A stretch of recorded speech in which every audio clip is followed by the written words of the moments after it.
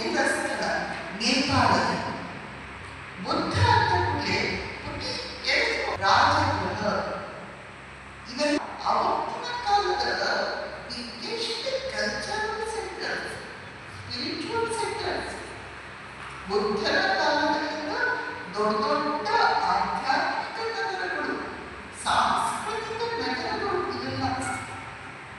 ಅಲ್ಲೆಲ್ಲ ಇಡೀ ಉತ್ತರ ಭಾರತದಲ್ಲಿ ಉತ್ತರ ಪ್ರದೇಶ, ಬಿಹಾರ ಅದರಲ್ಲೂ ಮುಖ್ಯವಾಗಿ ದೊಡ್ಡ ದೊಡ್ಡ ವಿಹಾರಗಳು. ವಿಹಾರಗಳು ನಾವು ನೆನಪಿಸಿಕೊಂಡಾಗ ಬುದ್ಧ ಉಂಟು ಮಾಡಿದಂತಹ ಧಾರ್ಮಿಕ ಆಧ್ಯಾತ್ಮಿಕ ಜಾಗೃತಿ ಎಷ್ಟೋ ಪರಿಣಾಮಕಾರಿಯಾಗಿತ್ತು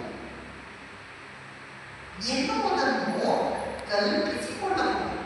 ಅವಳದು ದೊಡ್ಡ ಮಾವಿನ ತೋಟ.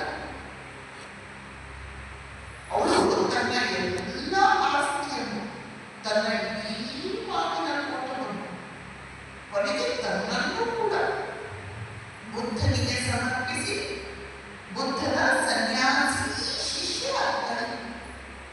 ಆಮಂತ ಅಂಥ ದುಷ್ಟನನ್ನು ಎದುರು ಹಾಕೊಳ್ಳಿಕ್ಕೆ ಯಾರಿಗೂ ಧೈರ್ಯ ಇಲ್ಲ. ಆದರೆ ಮೃದು ಮೃದುರ ಕೋಮಲ ಆದಂತಹ ಬುದ್ಧ ಅಂಥ ಕಠೋರ ಅಂಗುಲಿಮಾಲನನ್ನು ಎದುರು ಹಾಕೊಂಡ. ಅಷ್ಟೆಲ್ಲ ಅಂಗುಲಿಮಾಲ ಈ ಮೃದುವಾದ ಶಕ್ತಿಗೆ ಸೋತೇ ಬಿಟ್ಟ.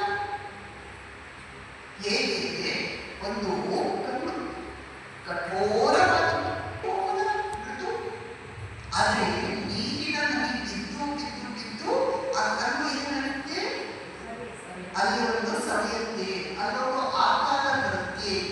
ಆ ಕಲ್ಲು ಶಿವಲಿಂಗ ಆಗುತ್ತೆ ಅಥವಾ